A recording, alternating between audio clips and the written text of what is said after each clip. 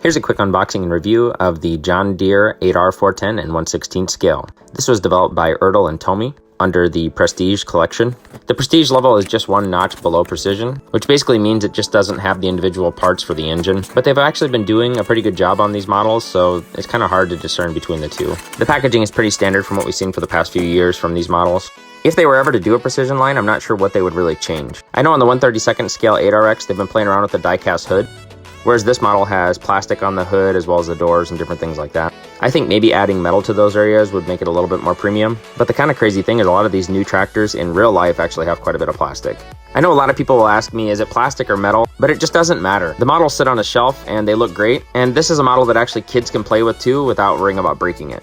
I'd much rather have a higher detailed model with a little bit of plastic than a lower detailed model that's all metal. What do you guys think? Should they put more metal on these models and increase the price? Don't forget to follow me on TikTok, Instagram, and YouTube.